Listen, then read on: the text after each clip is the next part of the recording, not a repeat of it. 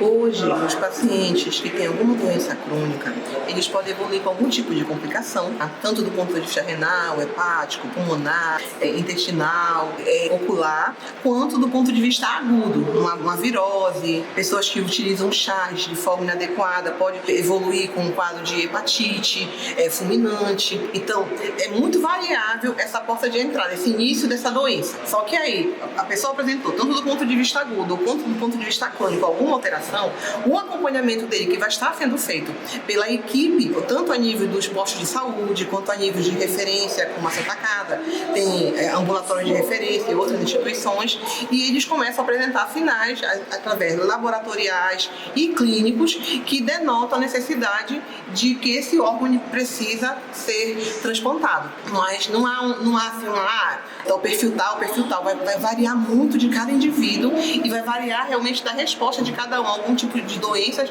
ou a utilização de chás e medicamentos. Temos dois tipos de doação, o doador vivo e o doador cadáver. Tá? O doador vivo, você faz uma avaliação, geralmente você tem alguém, nós temos aqui, por exemplo, mães que doam para os filhos, irmão que doa para irmão. Então, aquela pessoa entrou na lista, ele está avaliado, foi cadastrado, entrou na lista para transplante. Nesse momento, alguém da família pode ser avaliado para ver se ele tem condições de doação. Então, tem uma série de critérios que são avaliados. Então, esse seria o doador vivo. O doador cadáver é aquela pessoa que, por algum motivo, por algum ictus, teve, por exemplo, um AVC, que é uma coisa muito comum aí na população, que a população não entende. O cérebro sangrou ou o cérebro isquemiou, e com isso ele evolui com morte cerebral. Aí isso é avaliado dentro dos hospitais. Esse paciente ele vai estar dentro de uma UTI, grave, em coma. Então ele começa a apresentar sinais clínicos de morte encefálica. E aí o médico, junto com a equipe da UTI, ou a equipe assistencial, vai fazer o diagnóstico de morte encefálica. E esse diagnóstico é feito por 2 exames clínicos, por 2 médicos diferentes, mais um exame de imagem por um terceiro médico. E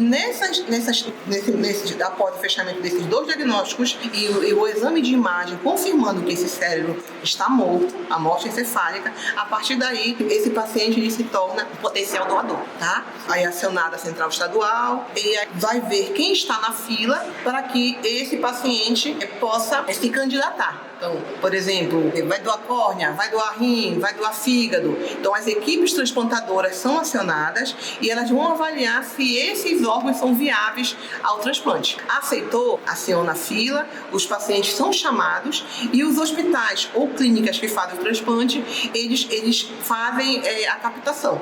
Então, a Santa Casa, por exemplo, houve uma demanda, a equipe da Santa Casa vai, concorda, recebe aquele órgão, aciona quem está na fila, né? Tem uma sequência na fila, tem uma ordem, tanto por gravidade quanto por tempo de espera, tá? Então, essa fila ela tem toda uma logística muito séria que é acompanhada. Pode acontecer de um paciente passar para o primeiro lugar porque ele está em risco iminente de falecer. Então, pela gravidade dele, ele assume o primeiro lugar. Mas a fila ela é sempre acompanhada e norteada de acordo com as entradas. Aí a pessoa 17 transplantou, aí passa por 16 e ela vai subindo nessa fila. Então, o processo ele tem todo um acompanhamento a nível nacional, estadual e local, né, da equipe de transplante, e de acordo com o perfil, tipo sanguíneo desse doador, tamanho desse doador, é feito essas avaliações e a equipe de transplante aceita ou não. Aceitou, esse órgão é captado e vai para a instituição que vai realizar o transplante. A Santa Casa recebe fígado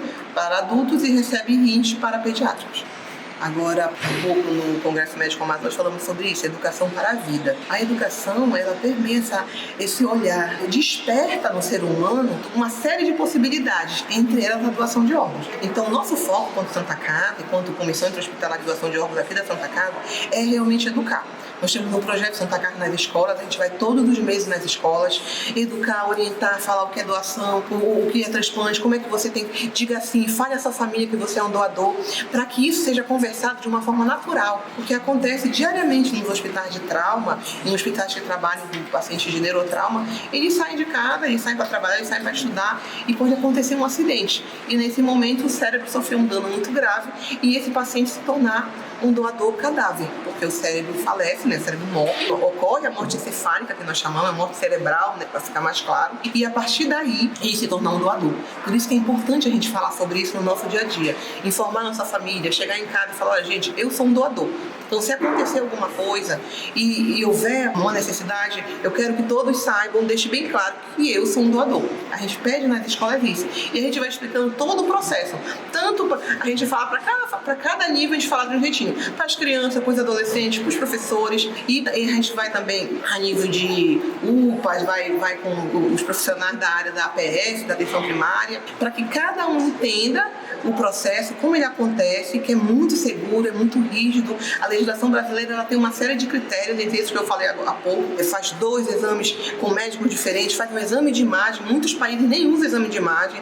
Nós utilizamos para confirmar, para dar segurança ao processo, toda a transparência desse processo e garantir assim que realmente este paciente ele está morto e pode se tornar um doador. Nós fizemos várias atividades aqui na Santa Casa pelo Setembro Verde, né, que é o mês da doação de órgãos. No dia 27, que é o dia da comunidade, nós vamos estar aqui na pracinha orientando todos os pacientes, os familiares, quem estiver pode vir à Santa Casa para participar. E aqui no nosso auditório nós vamos fazer uma série de atividades de educação com as crianças do transplante renal, com os pacientes que já foram transplantados de rim, de fígado, as suas famílias. A gente vai promover um encontro, tanto do ponto de vista educacional pedagógico, né? Nós vamos estar fazendo várias atividades, quanto do ponto de vista lúdico, orientando e levando mais esperança, né? Para que os pacientes que estão na fila encontrem aqueles que já receberam a doação e eles troquem ideias com as equipes assistenciais do hospital. Então vai ser um momento realmente de integração, onde a gente vai levar esperança, vai ser um momento de muita alegria, vai ter diversão, vão ter brincadeira para as crianças.